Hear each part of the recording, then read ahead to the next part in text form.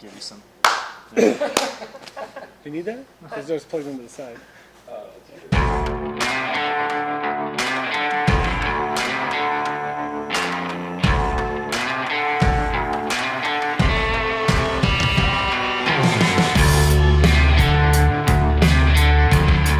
So we started HD Laser really to just kind of help the community out a little bit and maybe embezzle a little bit, yeah, tax fraud, evasion, whatever you want to call it. Highly recommended. 10 out of 10. 10 out of 10. It's a fun.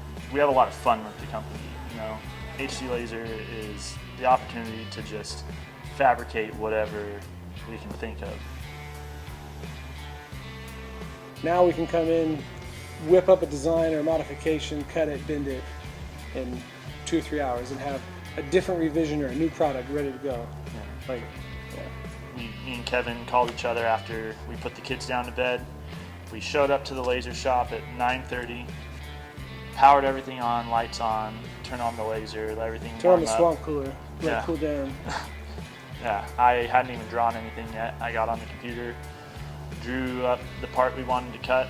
We loaded material on the laser, had it cut, bent, and assembled, and had the lights off, and we're driving out of the parking lot by 11:30.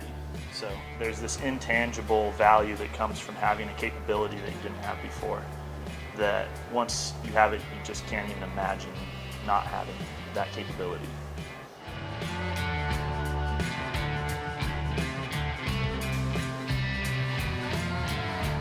There's starting to become so much work out there because these machines are so efficient and so affordable that you can now design for these processes that are available. Like the demand for this is going to get even crazier. The laser technology and affordability is changing the way the industry manufactures parts. And there's going to be like a crazy amount of demand. So we have a competitor down the street that does laser cutting. We went to him and said, hey, we do laser cutting now. These are our strengths. He was like, oh wow, you guys can do tube, I can't do tube, like can I send you some parts? And we learned his strengths, like you're working with one another to provide more to the community. Yeah. So if anything we've learned doing business the last few years is just that you can't even comprehend the amount, the scale of business out there that's available. Like no one else is stealing a piece of the pie, you just need to do what you do and do it best. Yeah. If anything, you're adding to the pie. Yeah. You know, you're adding your slice. It's different.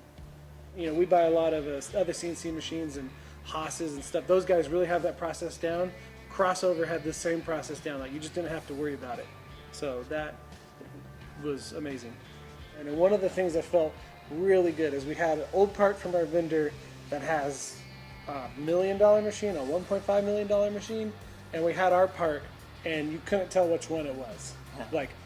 It was literally just absolutely beautiful. And those are the best parts, too, we've gotten. Like, that's why we used that vendor, because they were the best. So now, out of the best vendor we could find, we were making the same parts. Like, we were super stoked with that. So we hit up the Chris's at Crossover and said, what do we need next? Yeah. So next, now that we had a sweet freaking laser and a sweet freaking tube laser, we needed a press brake. So we contacted the guys at Crossover. Again, don't tell them this. We got quotes from everyone else on press brakes. We just weren't going to be able to be profitable on the limited machine that we had just because the setup time was going to dominate the cost of it, and then scrapping parts was going to make stuff not profitable. So we needed something that was more modern and quicker setups and more just repeatable, precise bends. Yeah, because I mean, we called Chris and he right away just said, this is what you need. Yeah. I was like, you didn't really listen to me, hold on. And it turns out that's what we needed. So, yeah. And some of this stuff, I'll be honest too, I wasn't sure if I saw the value in the nice tooling that he suggested or some of the features they suggested. Auto clamping, like that's just getting fancy now. Like, I don't need seat heaters on this thing. But it's fucking nice. Yeah. We have a guy in the shop we hired that has not done press brake work. And I don't know how long he's been on it now. Yeah, but we can just rely on him and but trust yeah, him. just we give him a CAD file and he just gives us like the perfect part in a few minutes. Yeah. It's amazing. I couldn't believe it. So yeah, it's nice having these tools because like that new press brake, we'll come in late one night with an idea. That's when we get all of our crazy stuff done, is when everybody else goes home, we come in and crank out the weird stuff. It does spoil you though. Yeah. Like now when I try to do projects at home, it's like, oh my gosh, I don't want to use a tape measure. I don't want to do anything manually. I want to draw it in the computer, hit go, and be done. Like that's how easy it feels to fabricate now with these tools. Yeah. Because what's nice about if you come out with a product that adds value to someone's life who is also going to go forward and produce something and add value to someone's life, then we feel like our efforts kind of grow exponentially. Like by us giving a grinder to somebody and them being able to now produce products and support themselves, now they can maybe get to the point where they can grow their business and hire somebody, and now they're Helping providing people, a job and providing products for people, and that, you know, and that grows us, and now we can provide more jobs for people, and it just kind of grows more exponentially than just looking at it for earning a dollar. You always joke about if we just were in it for the money, we'd trade stocks, but like there's no. How's that adding value to Bill's life, working 9 to 5 down at the plant? Yeah, there's no satisfaction in that. We don't feel like ultimately as a society that like things grow like So if you've been wondering what this cannon behind us is, this is a perfect example of the prime things 2 grown men with $1.2 million facility can do. We sponsored a golf tournament, great golf tournament. It was for a charity. This is a group of off-road racers that race in Mexico. They were going to take all this money and give it to an orphanage in Mexico. So we said, we're in, we'll sponsor a hole, okay? So we're going to go there. How are you going to sponsor? How are you going to add value to these golfers' life or add something fun other than just me standing there looking like an idiot? Yeah. So we said, we need to do something cool. So we need a statement piece. Need a statement piece. What would be funner than launching a golf ball out of a cannon? And we kind of laughed and procrastinated. Yeah.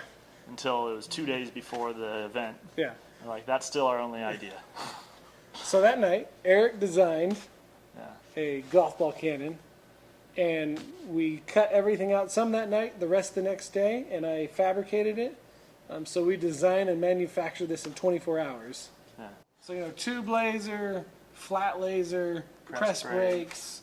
So, and, you know, we got pretty crazy and had fun. And we went to the golf tournament. We charged the guys $20 a shot, and all that money went to charity. And we raised over an extra $1,000 for charity. Yeah. You know, and we were able to do it quickly and funly. Yeah.